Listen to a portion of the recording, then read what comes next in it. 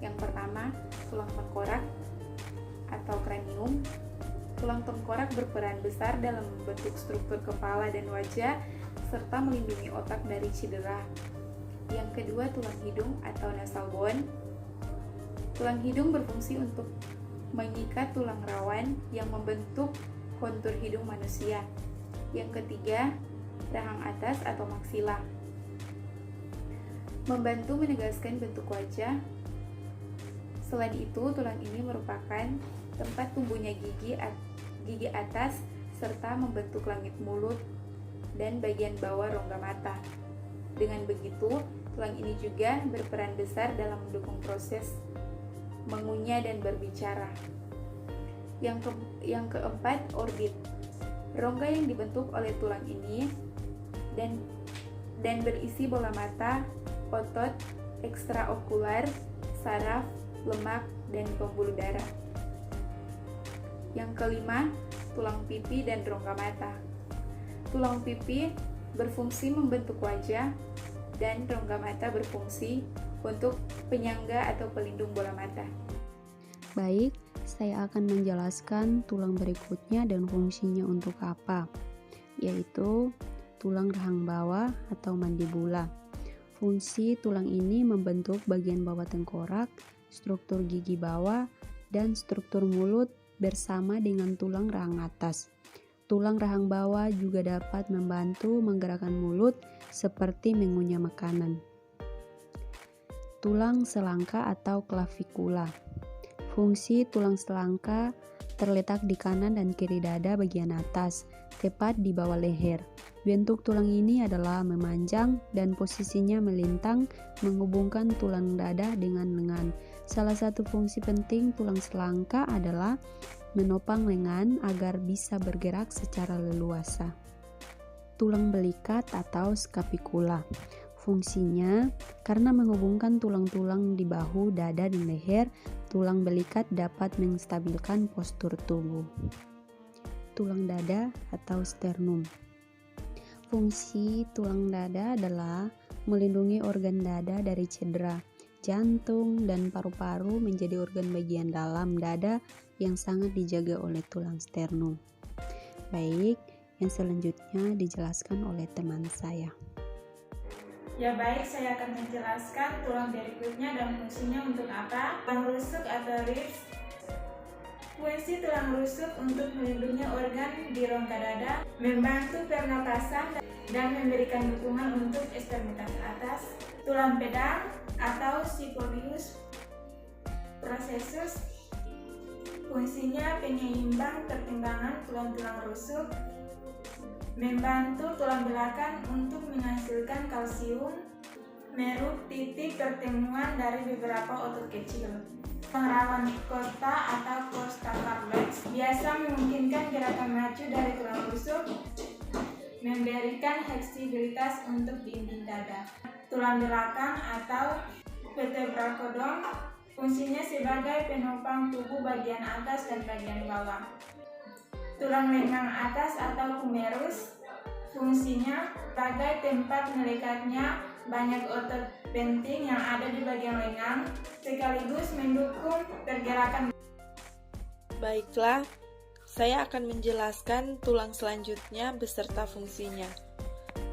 Tulang pengumpil fungsinya menyusun kerangka lengan bawah menjadi tempat melekatnya otot dan menghubungkan pergelangan tangan dan lengan atas.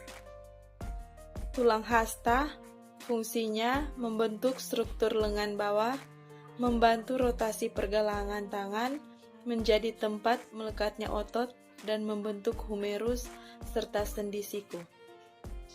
Tulang pergelangan tangan fungsinya sebagai penghubung antar tulang tangan dengan tulang lengan bawah. Tulang metakarpal fungsinya bertindak sebagai jembatan antara pergelangan tangan dan jari membentuk kerangka tangan. Ruas jari fungsinya memberi struktur pada telapak tangan. Setiap tulang jari terdiri dari 3 tulang membentuk dan hanya ibu jari yang memiliki 2 tulang pembentuk. Baiklah, saya akan menjelaskan tulang yang selanjutnya beserta fungsinya. Yang berikut, tulang panggul. Tulang ini berfungsi sebagai penyangga organ dalam, sistem pencernaan, dan reproduksi. Selanjutnya, tulang paha. Fungsi tulang paha adalah sebagai tumpuan bagi seluruh tubuh, badan, dan transmisi. Kekuatan diri, tibia ke sendi panggul. Berikut, tulang kelangkang. Fungsi tulang kelangkang sebagai penanggung berat badan bagian atas ketika duduk ataupun berdiri. Selanjutnya, tulang ekor. Tulang ekor berfungsi dalam menahan beban dan menjadi pusat gravitasi yang baik. Terima kasih. Nama saya Prasyo Gelix Daingat. Saya akan menjelaskan tentang beberapa tulang bagian kaki atau bagian bawah. Yang pertama, tulang pubis. Terdapat juga gabungan tulang pubis, disebut simfisis pubis, yang berfungsi untuk melindungi alat kelamin pada wanita. Yang kedua, tulang ischium berfungsi sebagai penopang berat badan ketika duduk. Yang ketiga, tulang femur atau tulang paha, tempat melekatnya otot dan pigmen, dan juga guna menyokong tubuh ketika berjalan.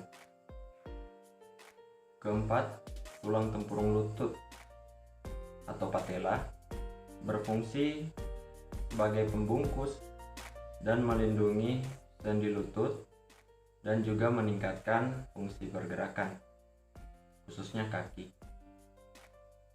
Yang kelima, tulang kering atau tibia berfungsi sebagai penopang berat badan, pembentuk sendi lutut dan pergelangan kaki, dan juga sebagai tumpuan ketika bergerak atau berjalan. Terima kasih, selanjutnya jelaskan oleh teman saya.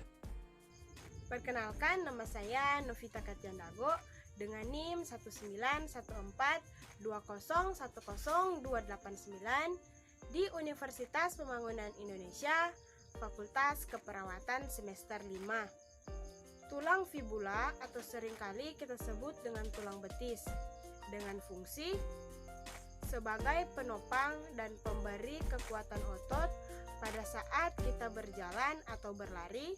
2. Sebagai tempat melekatkan bagian lutut. Dan 3. Sebagai tempat produksi sel darah merah.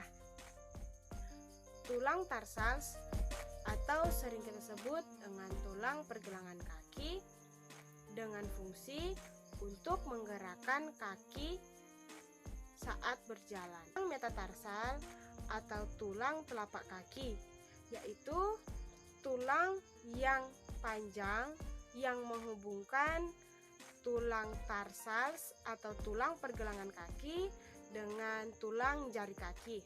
Metatarsal terdiri atas 5 tulang, dan fungsi dari tulang metatarsal ini yaitu sebagai penopang berat tubuh dan membantu menyeimbangkan tubuh ketika berjalan, berlari, dan saat kita melompat.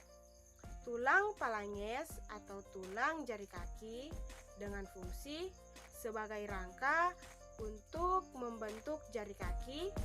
2. Sebagai tumpuan berjinjit atau melakukan gerakan-gerakan olahraga.